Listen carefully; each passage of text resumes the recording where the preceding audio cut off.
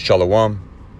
First and foremost, I want to begin this lesson by giving all praises, honor, and glory to Yahweh, Bahashem, Yahweh Shai, Bahashem, Rakak Wadash. I want to give double honors to the apostles and elders of Great Millstone, and Shalom to the hopeful elect. I'm back with another lesson, and the title of this lesson will be $1 trillion worth of propaganda didn't work on us. And the inspiration for the lesson is this picture that I came across on social media, and it's pretty heavy. It reads, "Whenever I'm feeling down, I just remind myself that $1 trillion worth of propaganda didn't work on me." Hey, and that's heavy because a small remnant of men, the prophets, woke up to who they truly are. According to Ezekiel 37, we can start with that, because the men of the Lord woke up, received this breath of life, and got the full understanding of who they truly are, who the enemy is, how to break down these scriptures, how prophecy is going to unfold. And the Lord, gave his hopeful elect the blueprint to salvation, and to go out and teach this word, and to wake up the Israelites, the Lord's chosen people. So this is Ezekiel 37, and we can start at the top. It reads, "The hand of the Lord Yahweh was upon me, and carried me out in the spirit of the Lord, and set me down in the midst of the valley, which was full of bones." And that represents America. The majority of the prophets of the elect are here in America, and we were spiritually dead before we woke up to this truth, serving our captivity. And we still are in bondage. We still are serving our captivity, but we're almost freed. You know how in ancient Egypt we were freed from Pharaoh's hand? Well, we're about to get freed from Esau's hand. This verse 2, "And caused me to pass by them round about, and behold, there were very many in the open valley, and lo, they were very dry. And he said unto me, Son of man, can these bones live? And I answered, O Lord God, thou knowest. Again he said unto me, Prophesy upon these bones, and say unto them, O ye dry bones, hear the word of the Lord. Thus saith the Lord God unto these bones, Behold, I will cause breath to enter into you, and ye shall live." And that's how we became a living creature once we heard this word, and once we got this understanding. That's how we were sealed. And Lord willing, the Lord doesn't take the spirit from us, because having this understanding, it comes with the responsibility, and it's not something to take lightly.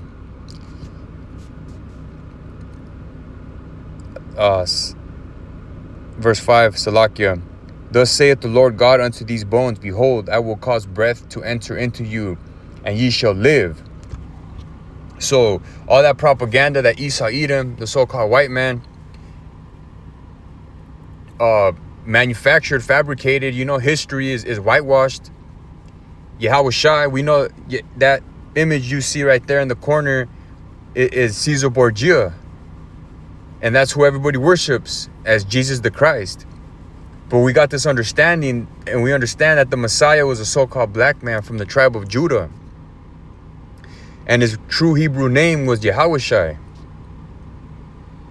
So, hey, this is a cool picture, because let's read it again. "Whenever I'm feeling down, I just remind myself that $1 trillion worth of propaganda didn't work on me." And that's thanks to the Lord, because only a small remnant were awakened.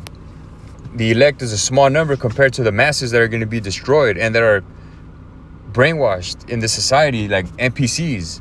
No clue what's going on. But to the Lord's hopeful elect, this is Romans 11:7. "What then? Israel hath not obtained that which he seeketh for, but the election hath obtained it, and the rest were blinded." So ultimately, that was the Lord's will, to blind all these people from their understanding, and made them forget who they are. Because he's only dealing with the elect at the moment. In the kingdom, all of Israel will be straight. But for now, it's only the elect that are going to receive salvation. Verse 8, according as it is written, God hath given them the spirit of slumber, eyes that they should not see, and ears that they should not hear unto this day. So the fact that we woke up to this truth is the greatest blessing that the Lord can bestow upon us, because we know who we truly are. We know our power. We know who to pray upon, and we're not going to bug out. Lord willing, we stay on this path. When all hell breaks loose, we're going to know exactly what's going on. And that's what's going to make a man more precious than fine gold, because we're going to witness these miracles and believe in them. What did Yahweh say? He that believeth on me, the works that I do shall he do. So we wholeheartedly pray to Yahweh Bashum Yahushai. And we have faith that some of the elect are going to be blessed with spiritual power, the ability to heal, perform miracles. These things are coming. But only a small few actually believe. What's this? Matthew chapter 13. Let's start with verse 10. And the disciples came and said unto him, why speakest thou unto them in parables?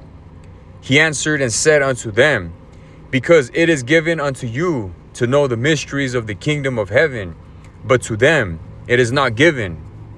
You see that only the elect have the mysteries of the kingdom, have this new song. Beginning with the 144,000. We have this new song. We have the complete understanding of who our power is and how the elect are going to be delivered. And who the devil is, Esau Edom, the so-called white man. I got another precept, but let me jump down to verse 16. But blessed are your eyes, for they see, and your ears, for they hear. Not very many people have this understanding. It's a very small number. Let's get Job 9 and 24. And Salakia's motherfuckers. Salakia's someone blow drying the shit out of the parking lot. Job 9 and 24. The earth is given into the hand of the wicked.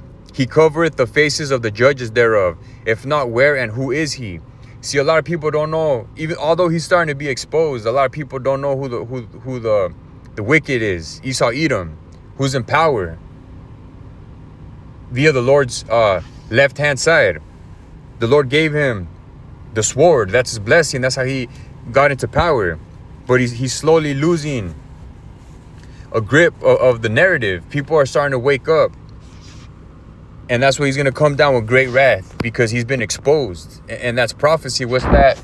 Daniel, and we'll get it right now. This first Maccabees 3 and 48.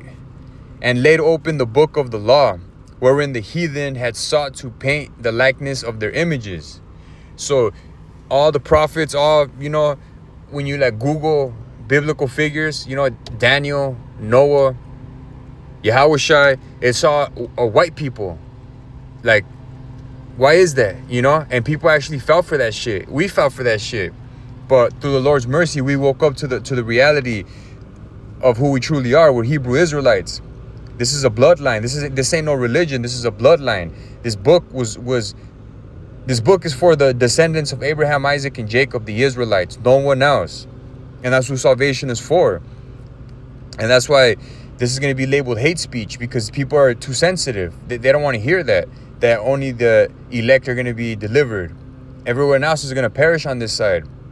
Yeah, they'll be in the kingdom, but they'll be our subjects. They'll be in captivity under the Israelites, the heathen. And we have this understanding.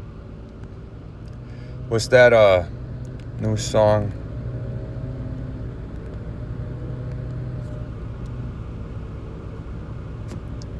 It's in Revelation.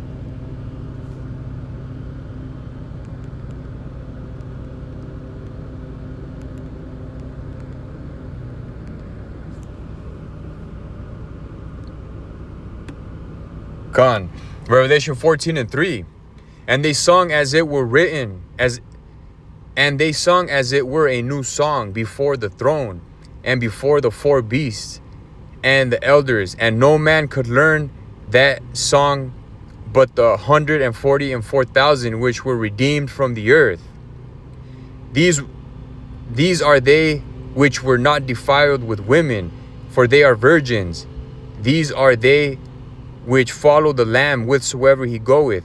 These were redeemed from among men, being the first fruits unto God and to the Lamb. And in their mouth was found no guile, for they are without fault before the throne of God. So this is a parable. This is a code. You know, the beginning with the 144,000, they're not literal virgins. We just weren't defiled with these other philosophies, religions. And although we were, before we woke up to this truth, but once we woke up to this truth, we were found blameless. You know, through the blood of Yahawashi, we were cleansed. So when Yahawashi returns, we're going to be found, because we're not perfect, but we're going to be found blameless when Yahawashi returns, because we were chosen from the foundation of the earth. Lord willing, we are those spirits. We are those first fruits, the elect. And we do this out of fear of the Lord, because we can't do it alone. We are nothing without Yahweh Bashim Yahawashi, and we humbly claim that, you know. So yeah, that's the point I was trying to make. Let's go back to this. Whenever I'm feeling down, I just remind myself that $1 trillion worth of propaganda didn't work on me. Hey, we snapped. Hey, what's that, like in the Matrix? Neo, boom, he snapped out of the Matrix. Hey, we, through the Lord's Spirit, through the Ruach HaKodesh, we snapped out of the Matrix, you could say. And now we're hastening the return of Yahawashi. He's going to come in a big so-called UFO as those nuclear missiles come flying towards America. And Lord willing, we make it onto that ship. And if we have to lose our life for this faith, we'll be the first ones raised up. So, hey, exciting times we're living in. And we just have to endure and keep pushing forward. All this I ask, Salakia. With that, I want to say all praise, honor, and glory to Yahweh, Bahashim, Yahawashi, Bahashim, Ruach HaKodesh. I want to give double honors to the apostles and elders of Great Millstone, and Shalom to the hopeful elect. Shalom.